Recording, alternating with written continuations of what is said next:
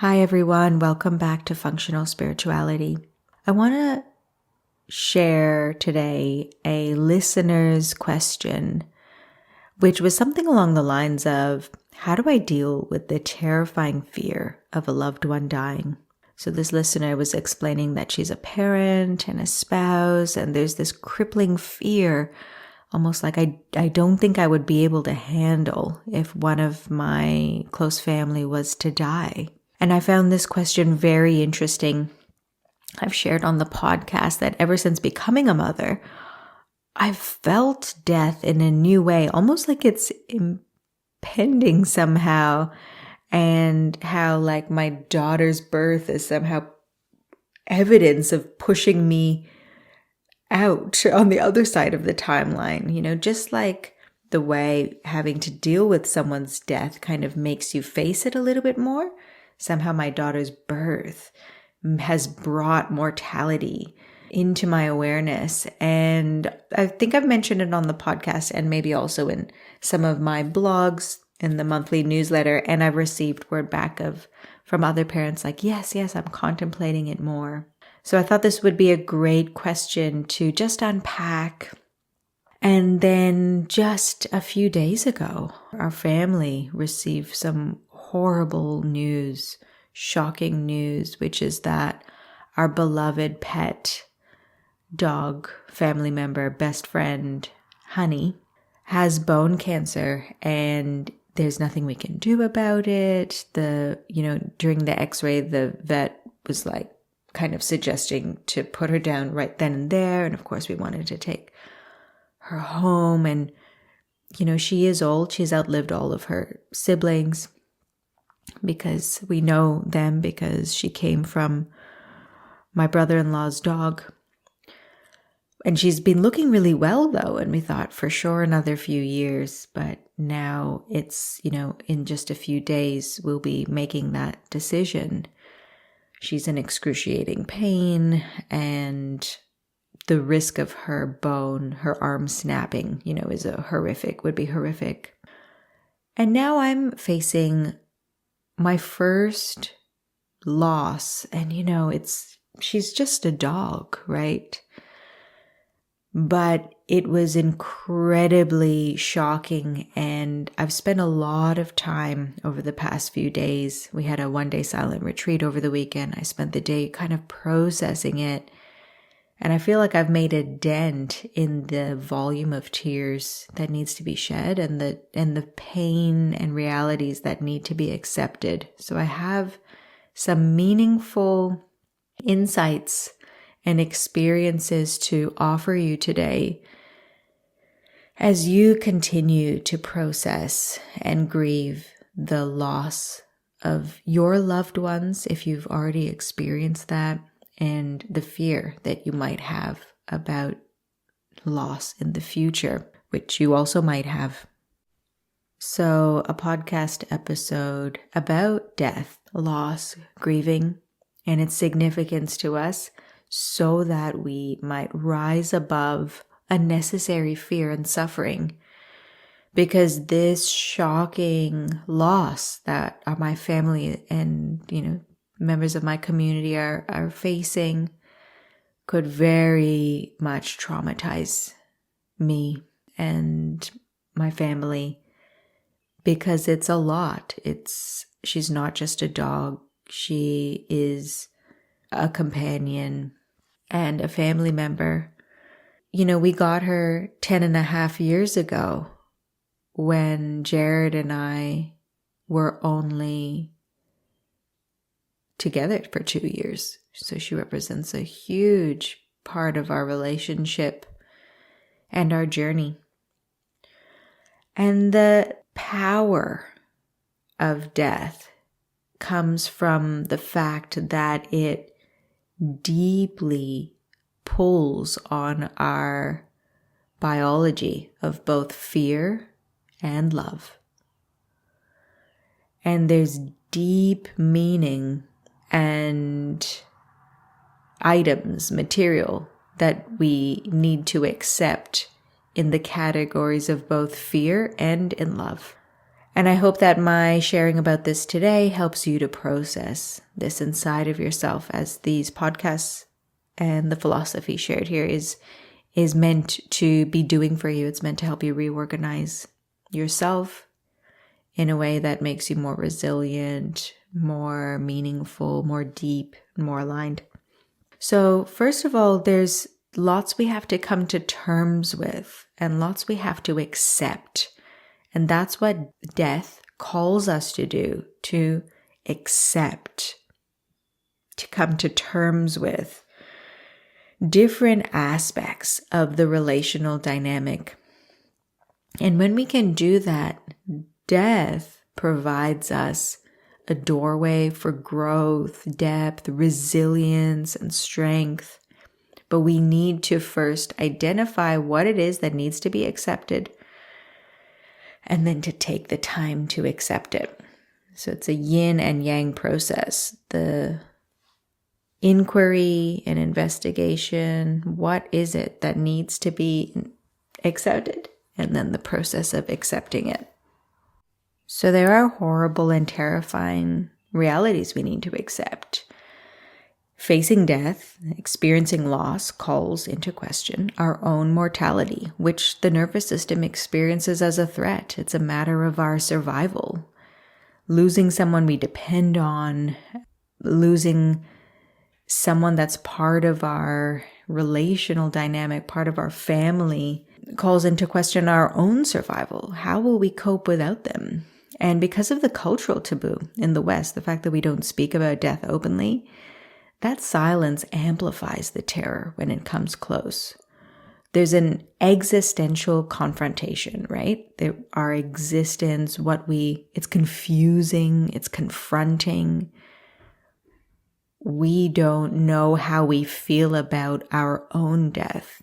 It's not part of our philosophy. It's not part of our depth. We're distracted from death. We're distracted from mortality. Jared and I were talking the other day that, if we were more in touch with our death and our mortality and the death of others, we might live in a more meaningful way. It's a symptom of our culture that we're not connected to that. And we're, we could say it's for nefarious reasons of control or whatever, but it's also just purely a symptom of our culture that strives to make ourselves more comfortable. So death is uncomfortable. The fear of death is uncomfortable. So we try to cushion ourselves from that experience. So we need to come to terms with that, our own mortality. And I think coming to terms with the loss of love really supports that as well. But that fear of our own mortality, which our nervous system interprets as a threat, that's inevitable. Our nervous system is going to interpret that threat as scary. And if we're not dealing with the other bits, death then becomes an overwhelming traumatic experience. So we need to make peace and accept the loss of love. Because grief mirrors love. The depth of our love will then be reflected in the depth of grief and sadness due to the loss of that love. And, we might say, oh, you can never lose that love. And we will lose honey. We will lose that attachment figure in our life. And the depth of that attachment that you have is going to be reflected in that grief. So maybe you're reflecting on a loss that you have and feeling which part felt more significant. Was it the loss of the love, or was it the fear of the mortality? We know that our nervous systems are wired to bond with and co-regulate in relational dynamics with loved ones, and death disrupts that anchor. So we are going to feel the depth of gratitude, regret, sorrow, relief. It's all part of love's complexity.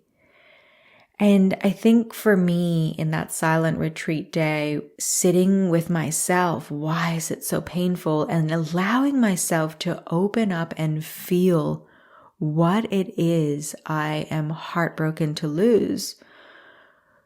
It supported me to see, okay, this is what I need to accept. And there's so much that I will lose when we lose honey.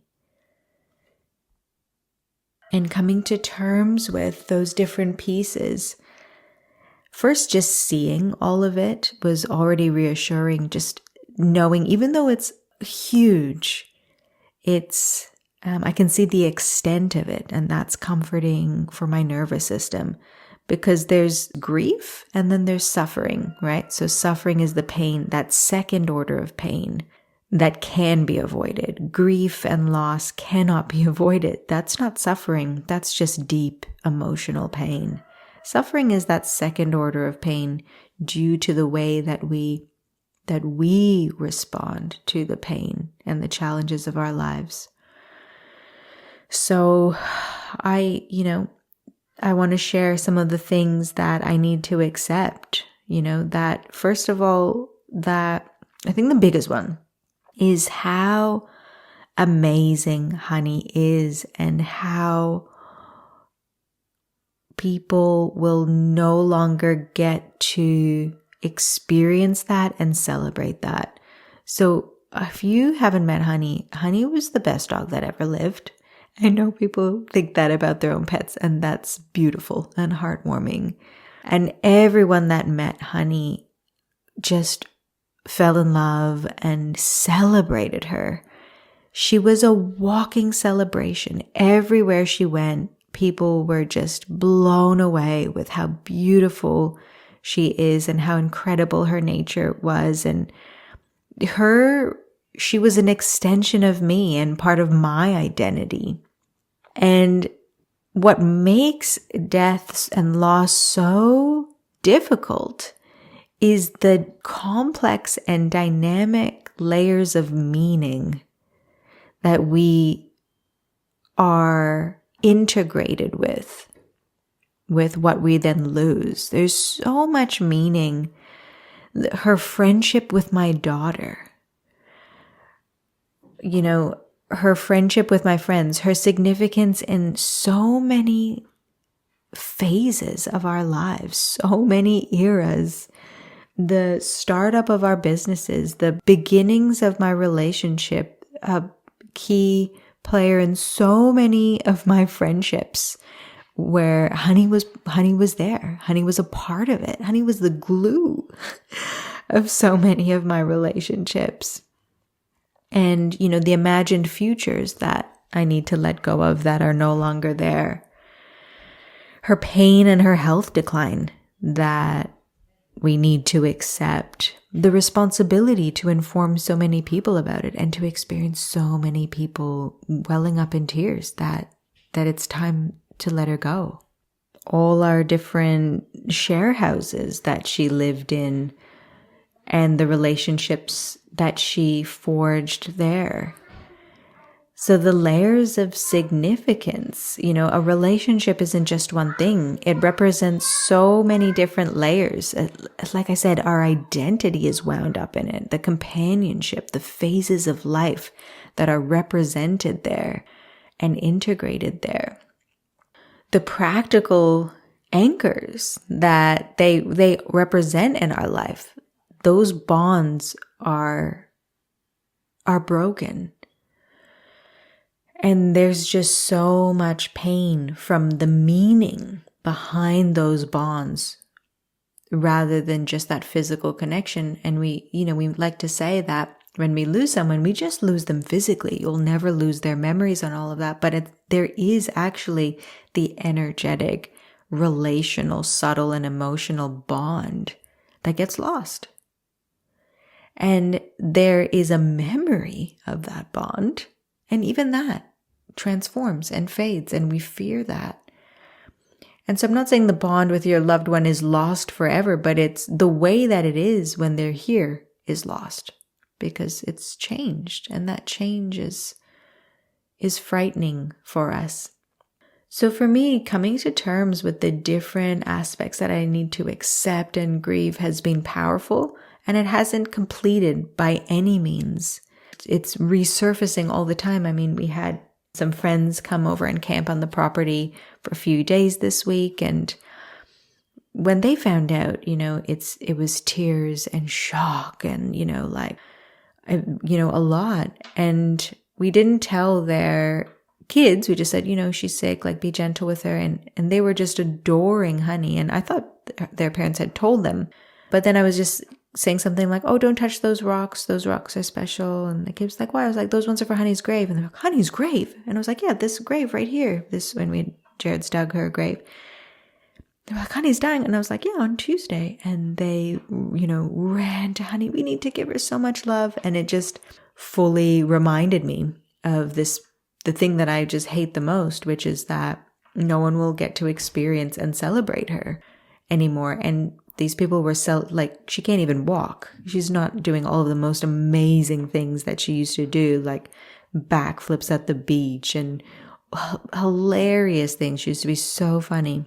And she's an absolute shell of that, character. And still she's so, it's so apparent how amazing and lovable and special she is. So, and there was just evidence again of this thing that I know is so painful for me, and both time and exposure to it will support me, and tears. I would not be able to do this podcast if I hadn't cried as much as I've cried over the last week. Just making a dent in that volume, I can feel how much tears need to come out. So yeah, these are some ideas that have come through to me in the lead up to the loss of a very, very special relationship in my life. How confronting it's been to experience this first big loss. I have experienced one big loss before, but it was in a very unconscious time in my early 20s, and I'd kind of already cut away and numbed out, and I'm still grieving that relationship so hard, as it comes up with lots of tears. And that's like, I wish I had grieved more at the time, because I feel like I'll never get back what I lost from not grieving fully somehow, if that makes sense. Now I'm just grieving in drips and drabs, but I wish I grieved and felt it all, and felt it and allowed it to complete. And I don't think I'll ever be able to fully grieve, unfortunately, that loss. So I hope this podcast is supportive for you. And if you do feel the fear of loss, you can come back to it. Or if you do come and face a loss, you can come back to it at that time. There might be more to share after Honey passes, which I will share with you. Thank you very much for listening, and feel free to share with me your experience from listening to this podcast and anything else meaningful, because I might be able to include it in a future one. Hoping that you find the completion that your system desires. Wishing you a beautiful day and week, and I look forward to chatting with you again soon. Thank you for tuning in to the Functional Spirituality Podcast. If you enjoyed the show, make sure you subscribe by pressing the plus button on iTunes or the following button on Spotify. This is going to ensure that this resource is available and top of mind when you most need it. So please subscribe now.